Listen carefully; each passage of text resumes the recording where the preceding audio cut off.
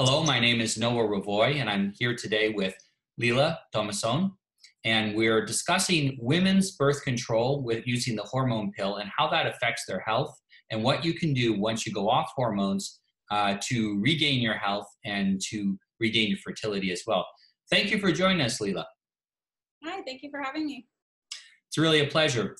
You know, a lot of women end up on the hormone pill because the doctor says to them that they need to take it to regulate their cycle. Is there other ways that other things women can do to help with regulating their cycle? Yeah, great question. It's funny that the birth control pill is like kind of a holdover from, decades ago in medicine, that we've learned so much since then, but haven't gotten away from prescribing it. Because to say that it balances your hormones is just so preposterous. It gives you artificial hormones, and your body therefore stops producing its own, which is a problem. But also, if you're doing it to regulate your periods, it's just giving you a fake period. It's not even a real uterine lining shed that the menstruation cycle is meant to produce. It's actually just a withdrawal from the artificial hormones is what you get when there's a period. So, or a period. So there's a really good book called the Period Repair Manual that talks a lot about alternatives to taking birth control to regulate your cycle, and how much your cycle can really tell you about your overall health in general, that you really don't want to ignore that by just covering it up with the pills. Yeah, I think that's something that is an unfortunate tendency in what they call Western medicine, is a tendency to treat symptoms rather than causes. So, you have a problem, let's take a pill so that you don't notice you have the problem anymore, rather than actually dealing with what's causing it. And that's one of the, it's often prescribed under a fair bit of pressure to young women in their early teens. And it not only has the effect of messing with their hormones, it even can affect the way that they think. So there's been some studies that indicate that it decreases their ability to, I think it was, sense other people's emotions. So I guess you could say that would make them less empathetic then, or at least less able to protect themselves from people who may have, who may not want what's good for them, because they can't perceive that person's unhealthy emotions quickly. Yeah, it's interesting. It definitely affects what's attractive to a woman, as well as her emotional state. It's a kind of a misnomer, like everyone assumes or believes that PMS is, when you have PMS symptoms and mood symptoms before your period, that's a result of, too many hormones or too much going on with your hormones. But actually, that's when your hormones are the lowest. So it kind of makes sense that if you're going to sort of withdraw your body off of its own normal hormones, that you're going to have less connection with what those hormones do, which is actually really beautiful things that you don't want to lose sight of. And so another good book that talks about how much wisdom we're losing by getting on the hormonal birth control is called Taking Charge of Your Fertility. And so, when you're just artificially cycling your body through hormonal replacement and then withdrawing off of it, you're missing all of the signs that your body would normally be giving you and getting you in touch with that. And Taking Charge of Your Fertility, it's kind of a lengthy, in-depth book. It's kind of like the Bible of fertility, but there's just so much good stuff about that you can learn about your body with observing your cycle. It's interesting. So if a man wants to get testosterone replacement therapy, or if a man or a woman wants to get, say, a thyroid hormone replacement, or you need, because another hormone that people take quite often is, it's for diabetes. They take Insulin? Insulin. So that's also a hormone. You wouldn't take any of these hormones or get prescribed any of these without extensive testing beforehand. So they're going to test you how much insulin you're producing, how much thyroid, how much testosterone. They have guides if you're, outside of a certain range, how to treat you. They also go by what are the results, because it might be a little different for different people. We all have slightly different biology. But no, when it comes to the female birth control pill, it's just like, here you go. It's just instant, hand it over, take it. It's treated like it's, candy pretty much. There's very little due diligence. In fact, there's basically no due diligence done by doctors when they prescribe it. And that's very dangerous when you see, we know the risks of prescribing, say insulin inappropriately. People can die if their insulin's not done correctly. There are serious health effects of prescribing hormone birth control. There are a lot of side effects that people don't think about. I remember when my wife was on hormone birth control, the doctor prescribed, apparently there's some kind that they start them off with, and after 6 months you're supposed to stop and go on a lighter dose. Never told her she was on that heavy dose for 6 years until a little while after we married. And then I was like, you get really sick when you take the birth control pill. I think that there's something wrong with it. And we managed to get her off of it. But it was, quite severe symptoms, and they were all related to the hormones. And it took her a few years for her health to come completely back again. So this is really affecting a lot of women, and they're not being given proper information by their doctors about the dangers. And I suggest women do research on their own. There's a certain amount we can discuss today, but we really we can only scratch the surface. And on top of that, you have your body's unique needs. And so you have to find out what works for you as well. What does a woman, sorry, go ahead. What does a woman do then when she goes off of birth control to help to recover her health? Because as I mentioned, it took my wife a few years. We had an excellent diet and supplementation routine, and it still took a while. So what should women be doing when they go off birth control? Yeah, well, you mentioned kind of insulin and thyroid and all the different hormones and systems that are affected by hormones in the body. And a lot of the female hormones, estrogen and progesterone, support and are just intimately related with thyroid. And so one thing that you're going to produce a lot less of your own progesterone when you're on hormonal birth control, because progestin is the synthetic version that sort of blocks your body from producing it or being able to respond to your own progesterone. So many women are really lacking in progesterone, and there's a lot of options for helping with that, which obviously a practitioner and further research on your own can help you discover the best combination of those things. But one, and this is new to me, I had no idea that you can just buy natural progesterone. It's a micronized formula so that it's absorbed well. And you want to definitely do some research on the best way to apply that and the times to apply it, because you have to be careful of when you're doing that in your cycle, ovulation versus luteinizing phase. But another one is DHEA. That's another hormone that you can replace or help your body.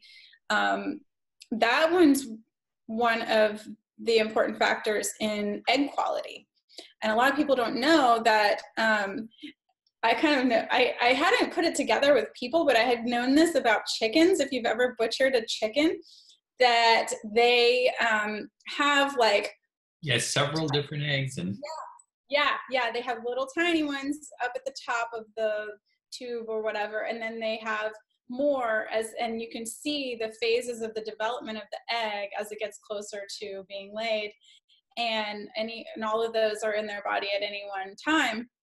Same thing with women, and it takes 3 months for the egg to mature. So you may be thinking, I'm not ready to get pregnant right now. Well, any changes you make, and of course it's going to be harder and take longer the farther you are from the ideal kind of normal balance. So keep that in mind as well. But just in terms of egg maturation, there's a 3-month window. And that also kind of corresponds to, you know, when you're actually having a fertilized egg that's implanting and then producing a pregnancy. The nutrients that are affecting that pregnancy, actually you took in 3 months ago. So you're nurturing the future when you're kind of replenishing these nutrients and hormones in your body. I think it's important too for women to realize that when they give birth to a daughter, their daughter has all the eggs already in her that she's going to have for her entire lifetime. And so you're not just eating for you, you're eating for your grandchildren as well. You're trying to make sure that whole chain of events is as good as possible. Just before we go on, you mentioned that certain medicine given at certain times of the cycle. How important do you think it is that women, even if they're not trying to get pregnant, track their cycles? Oh, it's so important. It's so great. I'm trying to figure out now, right, currently how to, or what are the best resources for educating a very early preteen girl who's getting ready to start her cycle. I mean, it seems ridiculous that information is not like readily available and just passed down generation to generation, but it's the age we live in right now, the culture, that we need to really dig to find those resources.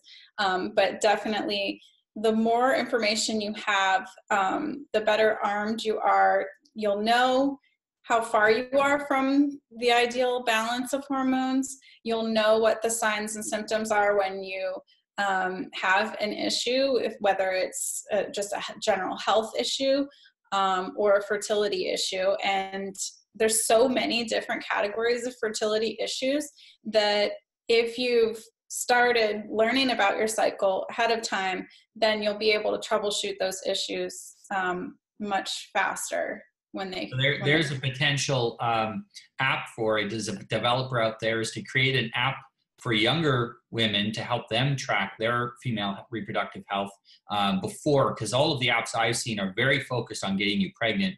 And that's not what you want if you're 13. You want something that just helps you figure out what's going on, something that you have then, you know, maybe you can make a printout PDF and print it out, give it to your doctor to say, okay, here I'm coming for my yearly exam and this is what's been happening the last year.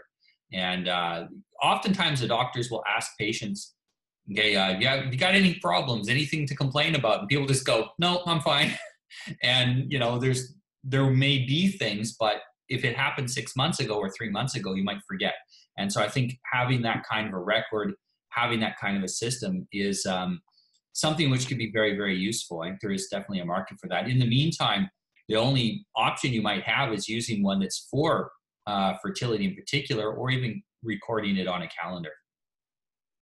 Yes, those are options. There are paper options, but I'm not sure how many are tailored to young girls, but yeah, I'll let you know when I find out. So I was going to say one more option for increasing progesterone production is Vitex. It's kind of cut off here, but it's called chasteberry, otherwise known as Vitex. And that's a capsule that you can take continuously through your cycle and through pregnancy as well. And again, there's... Sorry? What's the effect of progesterone? Why is it important? What does it do to a woman's body? The progesterone is particularly important at the latter half of the cycle, that it's going to cause the egg to implant. It produces the lining to the uterus that is necessary for the egg to implant, and it's going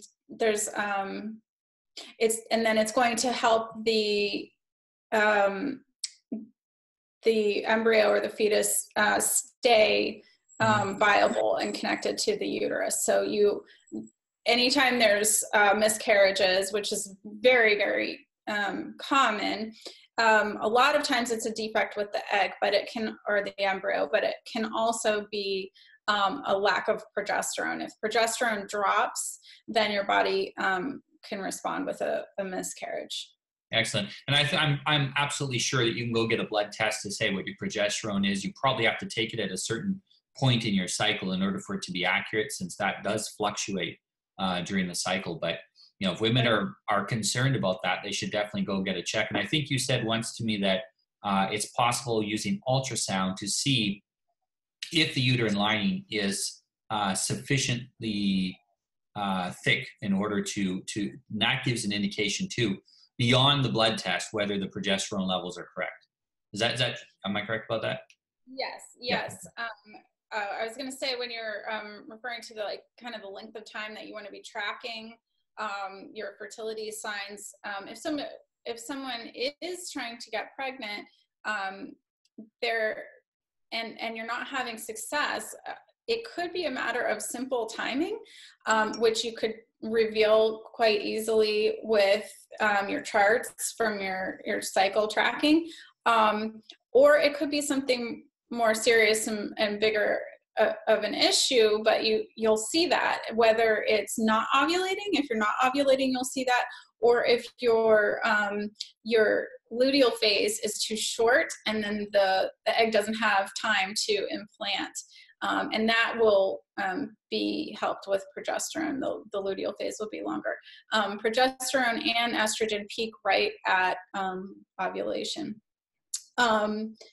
What was the other question you were saying? Oh, about the ultrasound. So yeah, if you're trying to get pregnant for a certain period of time without success, then and you call a doctor for help, they're going to want to know how long you've been trying and what measures you've been taking to facilitate. And if you haven't been doing anything or trying anything, then you're going to have to wait again after you start using those tools to track. And of course, the older you are, the shorter your window is to make all that happen. And then another test that they'll do, or measure that they'll suggest, is to go in for a transvaginal ultrasound or an abdominal ultrasound, kind of do both. And that would look at all the different anatomy and whether everything's just sort of normal, or you have something not quite right. And yes, you're right, you can see the thickness of the lining of the uterus and whether you're producing eggs and follicles, and you'll see those in the ovary. And that's helpful too. It's amazing how detailed the ultrasounds are, what they can see. Yeah, so that's excellent. And so that gives women a lot of options that they have for recovery afterwards. How long does it normally take a woman who's gone off of the pill to recover to the point where it would be a good idea to get pregnant?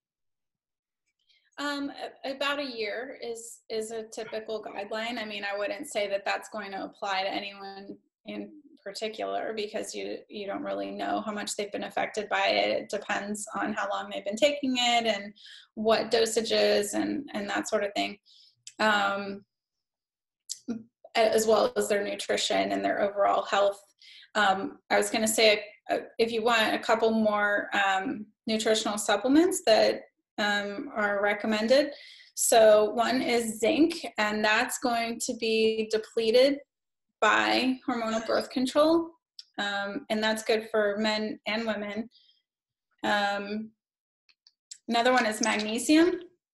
That has a lot to do with just, so many functions: nerves, muscular, and that's also another very, very commonly, just everyone's deficient in magnesium pretty much. And it's a water soluble nutrient, so you're not going to accumulate, toxic levels in your body. If you take a lot, you're just going to pee it out, basically. I find too with magnesium, they'll give you a recommended dose. Start with that and try a little more. If you feel a lot better, maybe you need more. And I did that. I went from the recommended dose, I think maximum was 500. I'm taking 600. I felt a lot better than at 500. And just with that time, it hit my ideal dose level, and it made a big difference. Gives you a lot more energy. You sleep better at night. It's just better for your health overall. And healthy people are more fertile. Yeah, and it really, you do need to play with the dose a little bit. Your body adjusts to having more, like you said, and there's also a lot of different forms of it. And for different purposes, you can use it for different, to treat different issues. But yeah, so you kind of need to read up on that to figure out what's going to be best for you, and really look at the bottles. Mine says 1,200 milligrams on the front. And so I thought I was taking 1,250 milligrams in one tablet, but actually you turn it around. The serving size is 3 tablets, and in 3 tablets, there is 425 milligrams of magnesium. So I was not taking nearly as much as I thought I was. Oh, a really, really crucial, this is just so critical for women of childbearing age, whether or not you're trying to get pregnant. It's also depleted by hormonal birth control, and it's called methylfolate. You'll hear that used interchangeably with folic acid in sort of the mainstream discussion, but they aren't the same. Folate is the level that is the form that your body can use. Folic acid potentially can be converted to folate, but a lot of people have trouble with that conversion, and you don't really know if you're one of them. Additionally, I've actually read research that says folic acid can deplete your body's reserves of methylfolate. So if you're low and you're taking it, and you just end up lower. And there's a lot of things like that with our health. If we start off low, it's that initial getting ourselves up to a decent level is really hard. Once you get up to a decent level, the maintenance is a lot easier. So it's very important to make sure we're getting the right supplement as well. Yeah, and the reason that you want to be taking this as a woman of childbearing age, regardless of whether you're trying to get pregnant or not, is because if you were to get pregnant, not intending to, and you did want to keep the baby, obviously I wouldn't advocate for not keeping the baby, but this nutrient is responsible for the I haven't thought about this terminology in a while, but it's the I guess basically like the spinal cord, so like the connection. Spinal bifida is one of the causes of a lack of methylfolate. I think it's to do with the proper division of the cell in closing back over again as it divides. I don't remember the technical terms for that. But I remember it's called neural tube, the neural tube. So yeah, it divides, and then it needs to come back around and like zip up and connect, and that's what forms the spinal column. But if it doesn't have enough of it to do the zipping, then you're left with an incomplete connection, and that's when you have like an opening either at the top of the spinal column or at the bottom, and that's spina bifida. Yeah, so it usually comes with a host of other health side effects as well. And it's just bad news all over for something that's relatively inexpensive. That's not one of the more expensive. It is, yeah. And it also, and what that we're describing, that neural tube zipping up, happens so early in the pregnancy. You don't even know you're pregnant when that's occurring. And like I said, your nutrients from 3 months back is what your body's accessing at that time. So once you know you're pregnant, it's too late to start trying to take folate. So you've got to be taking it all the time, especially if you're on birth control. Another one is another super important nutrient to prevent defects is vitamin A. We don't really hardly think about that in this country. In third world countries, it's really prevalent. I think it's in like the especially you can observe in like cleft palate situations, and also blindness and things like that is caused by vitamin A deficiency. Astigmatism is caused by vitamin A deficiency. We're real familiar with that here. But what I would recommend for supplementing is not vitamin A, because that you can take too much of. You can get too much of the synthetic and become toxic. So you want to take a whole food form, and which that would be liver. But if you don't want to eat a lot of liver, you can just take it in a capsule. So that's another one. Yeah, our ancestors would have eaten the whole animal, every single part of it. So liver would have been quite often on the menu. In fact, it was one of the more sought after. And they used to give liver to people who were sick, all kinds of things. It's really powerful. Yeah, definitely important for fertility.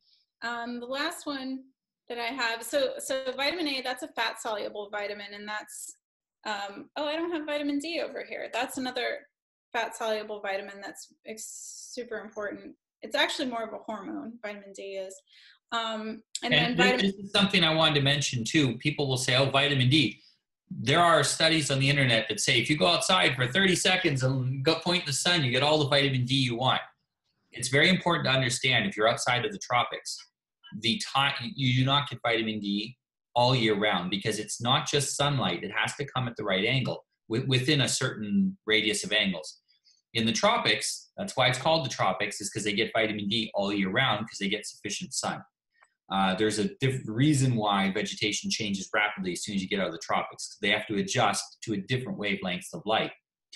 Additionally, imagine even if you could get vitamin D in the winter and you only are uncovering your face, that's not enough of your skin area to get enough sunlight. So our ancestors all supplemented their vitamin D using foods that were high in vitamin D. So they would have, fish livers, and they would have lard from pasture-raised pigs and ducks and geese.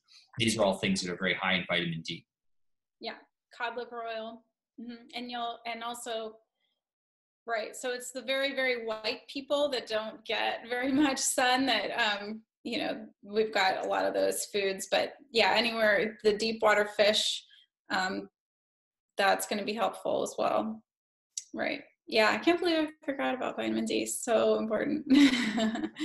That's another fat soluble vitamin. So but it's really hard to store up more vitamin D than you can use. Like you will store it up in the summer for the winter, but it's really hard to have like too much. So and your body will to some degree adjust, since you do during the summer make some vitamin D. If your levels are a little high, you'll just make less of it, and your body's pretty good at also getting rid of excess vitamin D. Can get rid of it as well. Right, and it does depend on your skin tone how much you're going to get in the sun.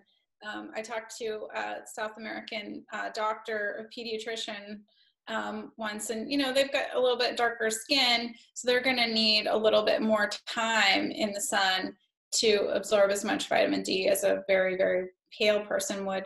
And this pediatrician I talked to, they always recommend 15 to 30 minutes a day for a newborn baby in the sun, because vitamin D is so important to hardening bones, for maintaining strong bones. That when a baby's born with real soft bones, you need to get them out in the sun to harden them up. Yeah, you want him soft when he's born. It makes it a lot easier, but then you want him to harden up pretty quickly. Yeah, it's even the problems with feet that curve in and things like that are partially caused due to vitamin D and K and a few other fat soluble vitamin deficiencies. So sun is definitely good, and get it in your diet. And oh yes, mention K next. Yes. Yeah, K was the other one I was going to talk about. Vitamin K, it's there's different forms of vitamin K.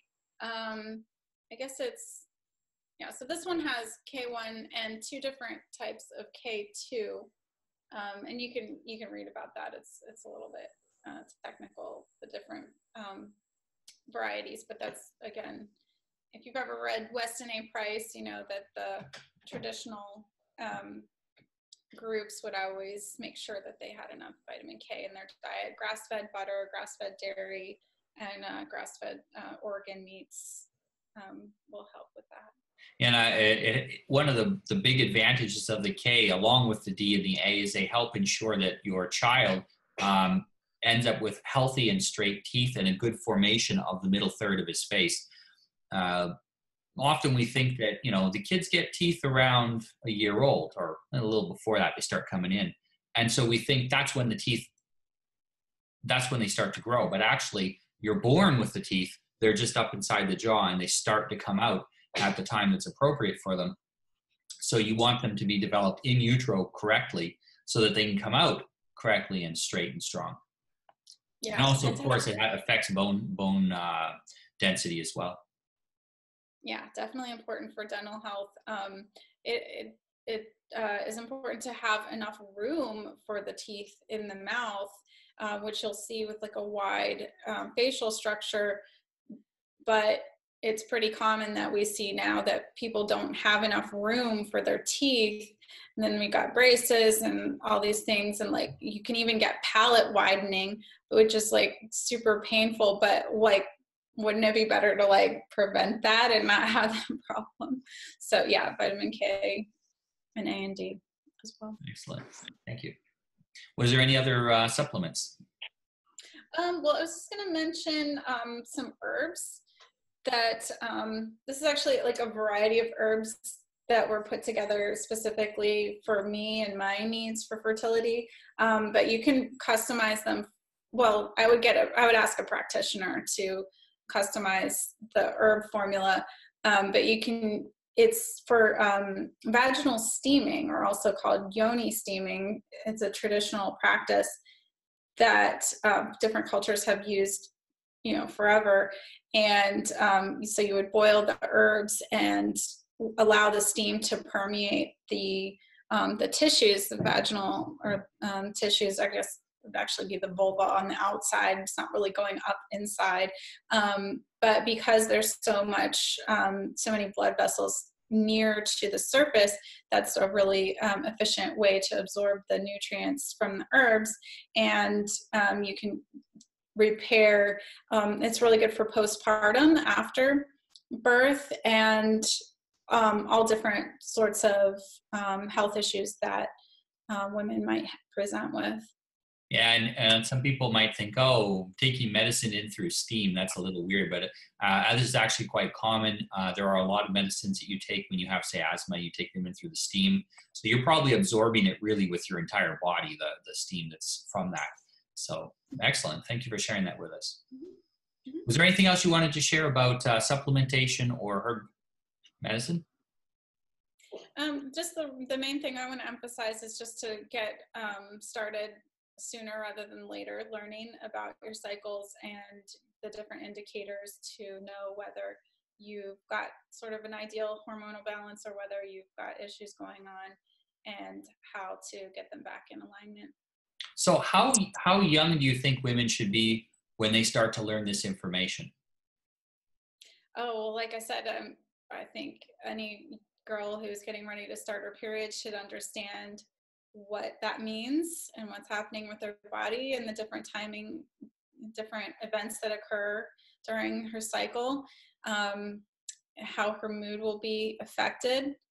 But even earlier than that, anyone with a little sibling or a little, you know, cousin is going to be very curious of the whole reproductive, you know, cycle and what's happening in fetal development and all that. So kids are really curious. There's a lot they can learn early on. I did want to mention something I forgot to go back to was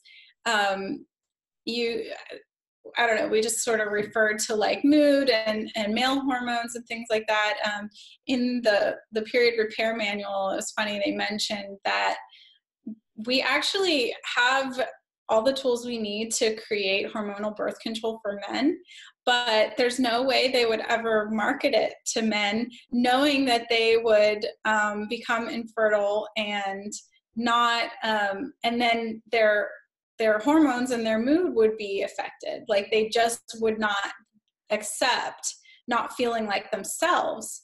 Whereas women, that's just like a given. You're gonna feel off, and some things, you know, your emotional state is going to be affected, and we never given it a second thought. So I thought that was interesting.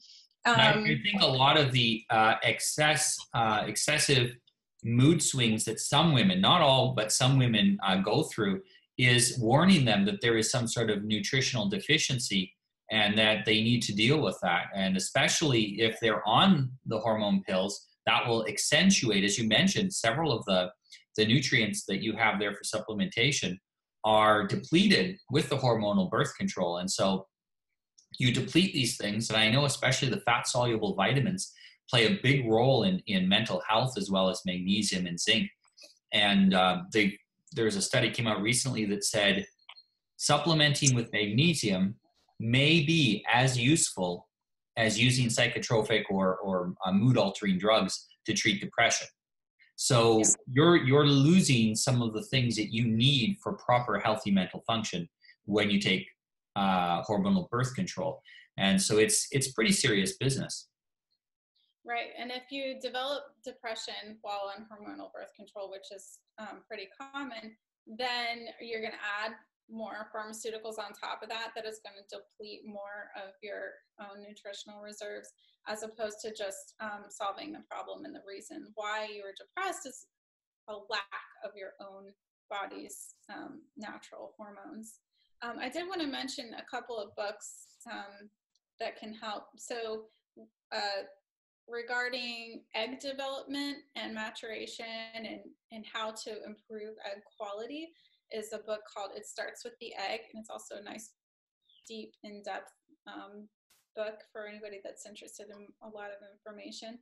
And The Impatient Woman's Guide to Getting Pregnant, that's more of like a quick read. So that was a great one to scratch the surface and get the information that you need quickly. Excellent. And we'll put a link to all of the books down below. We'll show you where you can get them on Amazon, or if we don't see where to get them, at least you'll have the name and you can Google it. So excellent. Thank you very much for joining us today, Leila, and talking to us about this very fascinating subject. And I think this is, we're in school a minimum of 12 years, many people for, close to 20 years, learning about all kinds of things, half of which they'll never use. And yet we have very little education about the number one thing that makes human life possible, and that is reproduction. Without reproduction, there is no more humans. And we all need to have a basic understanding of this. And especially women, they need to understand their body. They need to understand, they need to take personal responsibility for their health and not completely delegate it to the doctor. And for parents, you need to take an effort. Look at this video, maybe show it to your children who are of appropriate age for this information to have a value to them, and start to make sure that they're well educated, that they understand their body, and that they understand how it works and what reproduction means to them. Thank you very much, and looking forward to having you on again in the future. Thanks for having me, Noah. And I really enjoy working with women who are working on their health and trying to improve their lives and their relationships. And so like we said in the video, that hormonal birth control affects your emotional state and your relationships. And so that's something that I incorporate into my coaching practice with women who are looking to date and get married and start their family or continue their family. And so it is definitely an important topic of how they're regulating their fertility and their hormones. So thanks for this opportunity. How can people find you? They can find me on Facebook under my name, Leila Tomasone, which is a little difficult to spell. So if that's too hard, then just search for Limitless by Leila. Limitless is the name of my coaching practice. And I'm also on Instagram under Limitless by Leila as well. And Leila is spelled Leila. Great. And we'll put links to all of these where we can find you in the bottom of this video in the description, and also where this video will be posted on my website. Thank you and have a great weekend. Bye-bye.